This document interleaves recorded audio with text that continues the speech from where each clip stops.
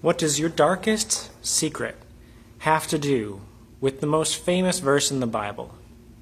Well, we'll figure that out in today's 5-minute devotional. We're in John chapter 3, verses 16 to 21. For God so loved the world that he gave his only Son, that whoever believes in him should not perish but have eternal life. For God did not send his Son into the world to condemn the world, but in order that the world might be saved through him. Whoever believes in him is not condemned, but whoever does not believe is condemned already, because he has not believed in the name of the only Son of God. And this is the judgment. The light has come into the world, and people loved the darkness rather than the light because their deeds were evil. For everyone who does wicked things hates the light and does not come to the light, lest his works should be exposed. But whoever does what is true comes to the light, so that it may be clearly seen that his works have been carried out in God. So we're going to take this backwards, kind of starting at the end of this section, talking about light and darkness. And it's so true that things that are bad tend to happen in darkness when they don't in light. I don't know if any of you have experience with maybe there are places in our city that you might feel more comfortable going in the daytime than you would at night. And it's just a fact of life that things happen in the dark that wouldn't happen in the light. But it's also true in our own hearts, isn't it? And in our lives. We all have those things that we would rather other people not know about. Things that we would want to have hidden.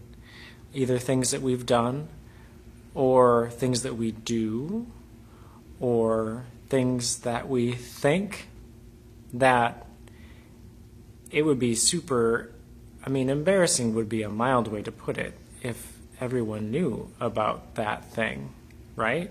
I mean, you wouldn't want all of that to come into the light, would you? So there's that honest looking at ourselves that leads to this knowledge that, there's stuff in me that I wouldn't want to come into the light. And you add up the fact that everyone has those things, and you compound that into a whole world of people with those things that would rather be in darkness, but they don't stay there, do they? They come out. And that's a lot of where the brokenness of the world comes from, and all of our problems and conflicts and difficulties. The compounding of all of these things that thrive in darkness. So when Jesus said that he didn't come to condemn the world, but that the world was condemned already, well, it just kind of makes sense in that light. Yeah, there's a lot in the world that's messed up, and there's stuff in us that's messed up too, and that all is added together. So then we get back to the most famous verse. God so loved the world that he gave his only Son. So we have loving there, and we have love that gets borne out, literally, into action. That God doesn't just theoretically be like, yeah, I love the world, and I love all those people in it, and just sit back and say that and be done. No, that love translated into action, translated into sending Jesus. And we're just at the beginning of this gospel, only not even 3 full chapters in. And so we have a lot of seeing what Jesus does and teaches and heals and loves.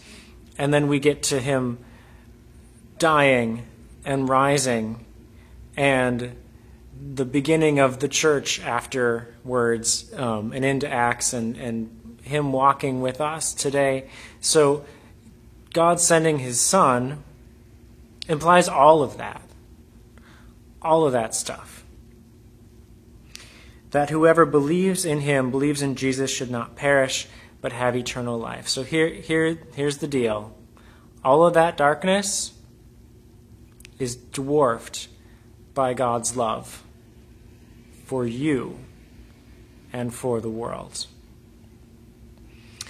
You might remember back in the beginning of John, he said, the light shone in the darkness, and the darkness did not overcome it.